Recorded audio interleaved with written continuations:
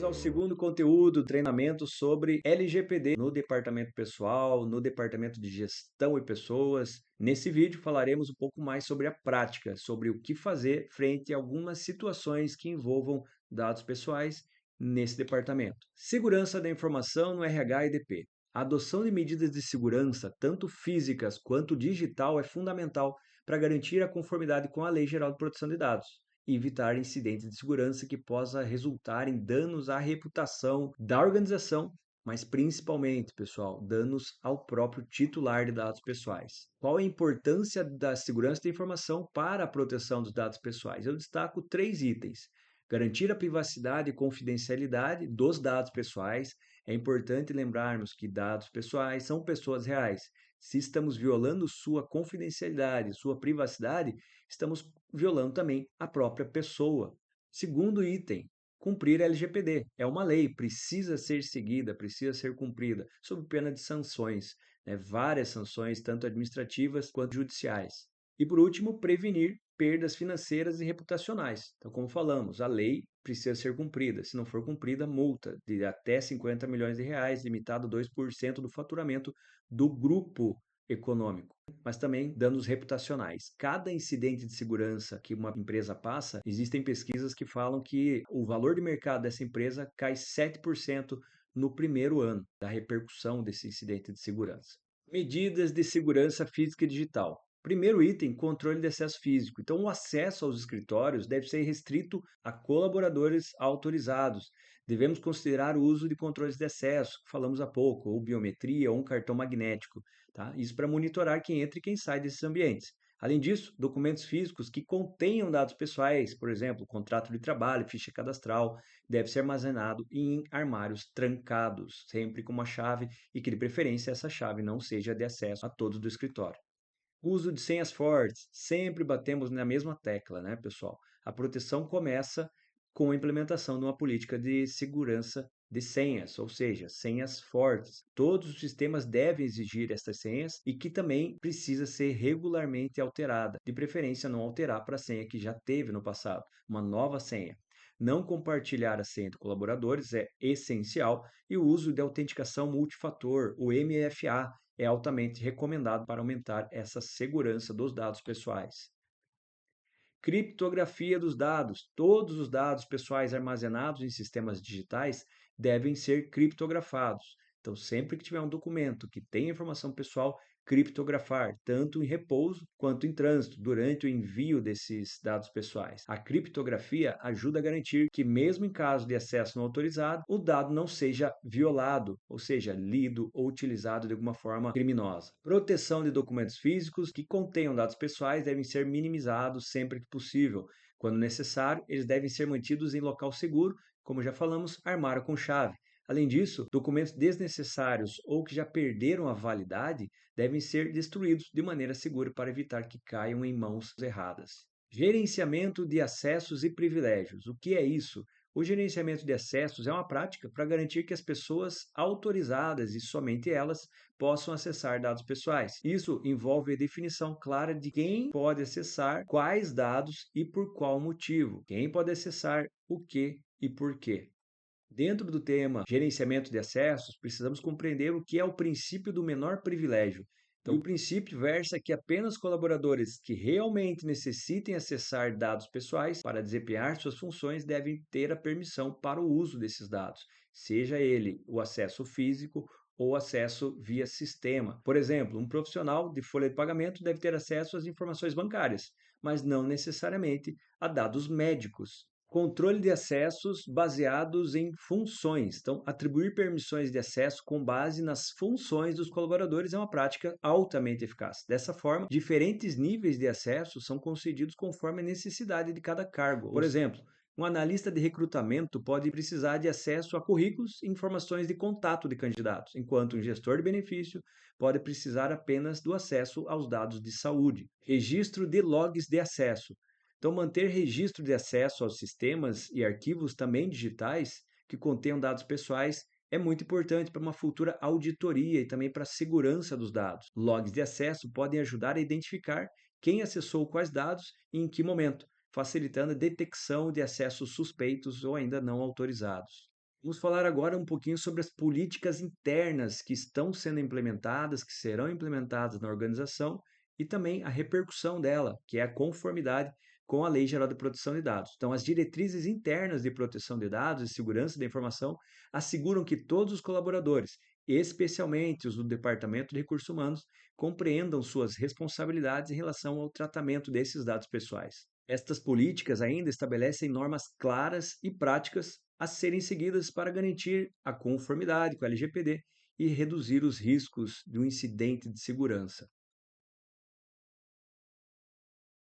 Regras e políticas que colaboradores devem seguir. Nós separamos algumas das 12 políticas que consideramos fundamentais, mas que estas quatro que serão ditas aqui devem sim ter ainda mais atenção por parte dos colaboradores do Departamento de Recursos Humanos. A primeira delas é a política de controle de acesso. Esta política deve especificar quem tem permissão para acessar quais tipos de dados pessoais, conforme falamos nos slides passados. Por exemplo, apenas a equipe de folha de pagamento deve ter acesso a dados bancários, enquanto equipes de saúde acesso a informações de saúde para gestão de benefícios, por exemplo. Política de uso de dispositivos e senhas. Todos os colaboradores, seja do RH ou não, devem utilizar senhas fortes e únicas para acessar sistemas que contenham dados pessoais. O uso de autenticação MFA ou multifator deve ser muito incentivado pelos gestores. Além disso, dispositivos utilizados para acessar os sistemas, como computador, tablet, smartphone, devem ser protegidos por senha ou biometria e devem ser bloqueados quando não estiverem em uso.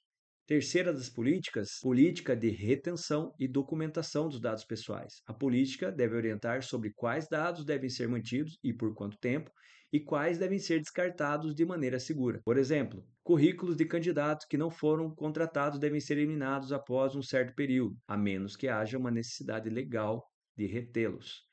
Política de classificação da informação, também considero uma das mais importantes, porque esta política orienta sobre como classificar informações com base na sensibilidade e na necessidade de proteção dos dados pessoais. Dados pessoais comuns e principalmente os dados sensíveis devem ter um nível de proteção ainda mais alto do que dados públicos ou dados menos críticos. Tá? Então, esta política de classificação da informação vai discriminar se aquele documento é público, se é confidencial, se é para uso da organização, dos departamentos. Então, nós fazemos essa diferenciação, sempre tarjando os documentos com estas palavras, né? Confidencial, interno ou restrito, para que a gente consiga, quando manipular um documento, saber com muito mais eficácia, para que saibamos tratar com muito mais eficiência cada um dos dados pessoais que estão contidos naqueles documentos. Necessidade de assinaturas de termo de confidencialidade e compromisso de proteção de dados. Esses documentos, quando começam o processo de adequação, o RH é bombardeado com esse tipo de situação. Então, termo disso, termo daquilo, corrige isso, corrige aquilo, mas assinatura de termo de confidencialidade e compromisso de proteção de dados é muito importante. Conformidade com a LGPD requer que as organizações demonstrem, tá? E por isso o grifado, demonstrem que todos os seus colaboradores estão cientes de suas responsabilidades em relação à proteção dos dados que estão tratando. Uma das formas mais eficazes de assegurar isso é através da exigência de assinaturas desses termos específicos. Então vamos falar um pouquinho mais sobre eles. Primeiro, termo de confidencialidade. Esse termo serve para que todos os colaboradores e principalmente os que trabalham no recurso humanos, departamento pessoal, se comprometam a não divulgar as informações que são compartilhadas ali dentro do setor, principalmente as informações pessoais e principalmente ainda mais sensíveis de colaboradores ou de futuros colaboradores, no caso, candidatos, ou ainda de ex-colaboradores desligados. Esse termo deve detalhar as penalidades, inclusive, para caso de violação, reforçando a seriedade do compromisso com a proteção de dados. Termo de compromisso com a proteção de dados. Esse termo vai um pouquinho além do compromisso da confidencialidade, porque inclui compromissos específicos relacionados ao tratamento com a LGPD, o tratamento dos dados pessoais. Isso inclui, por exemplo, o compromisso dos colaboradores em seguir as políticas, seguir os procedimentos operacionais que vão ser padronizados, além de não utilizar qualquer dado pessoal para fim particular e ainda relatar qualquer incidente ou violação de dados imediatamente. E eu sempre falo, para quem? Para o DPO, o encarregado de proteção de dados, nomeado especificamente para isso na empresa, ou, na falta dele, para o gestor de privacidade. Terceiro item bem importante do tema, a assinatura de termo de confidencialidade, compromisso, etc., é a formação e treinamento. Então é importante que após a assinatura de qualquer termo, esses colaboradores recebam um treinamento específico sobre isso. Por isso que nós temos vários treinamentos sendo disponibilizados para toda a organização.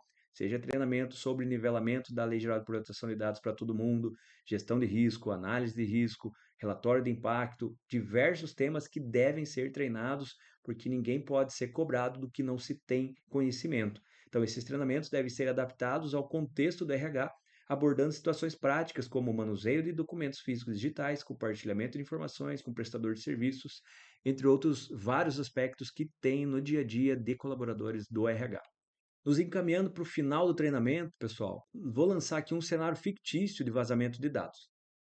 Então, leiam comigo. Imagine que um colaborador do RH enviou um e-mail contendo informações sensíveis de vários colaboradores, como religião e doenças pré-existentes, além de informações bancárias, também CPF, RG, para um fornecedor de saúde ocupacional. Até aí tudo bem. No entanto, o e-mail foi enviado para o endereço errado e acabou sendo recebido por um destinatário desconhecido fora da empresa. Qual é o impacto disso? Esse incidente representa um vazamento de dados pessoais que pode gerar consequências legais e reputacionais para a empresa, além de possíveis sanções regulatórias pela ANPD, Autoridade Nacional de Proteção de Dados. Frente a este impacto, o que nós devemos fazer? Então, eu lanço o desafio para vocês. Pensem aí em um minutinho, o que você faria se você fizesse isso, se você enviasse um e-mail errado contendo vários dados sensíveis para uma pessoa totalmente desconhecida? O que você faria? Este é o caminho da resposta. Primeira, notificação imediata ao time de privacidade, ao encarregado de dados.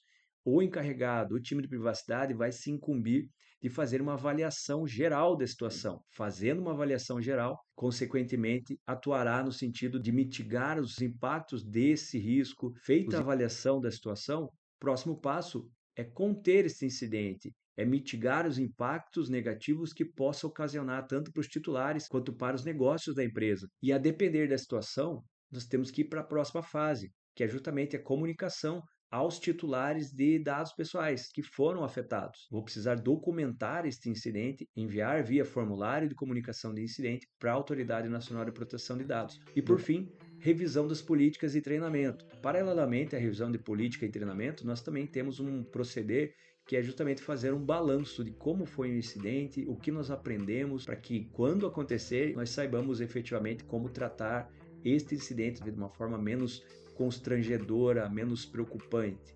Tá? Então, revisão das políticas e treinamento sempre ao fim de cada incidente de segurança. Finalizando o nosso treinamento, eu sempre trago uma frase, e dessa vez é de uma mulher chamada Brené Brown, que falou que pertencer é o desejo humano inato de fazer parte de algo maior do que nós. E o que eu quero trazer com esta frase? Pertencimento. Essa sensação de pertencimento que precisa estar presente no coração de cada colaborador, porque vocês trabalham num setor que é crucial para a organização. Não é só crucial para fazer as coisas acontecerem, para as pessoas serem contratadas, mas para difundir a cultura de proteção de dados. Vocês têm papel fundamental nessa promoção de cultura de proteção de dados. E este pertencimento precisa estar no coração de cada um de vocês. Só vamos nos sentir pertencentes se fizer sentido para nós. Então eu espero que com este treinamento vocês consigam compreender que vocês são fundamentais para esse processo, são fundamentais para o maior nível de maturidade de todos na organização quando o tema é respeito aos dados pessoais. Agradeço a atenção e até o próximo treinamento. Grande abraço.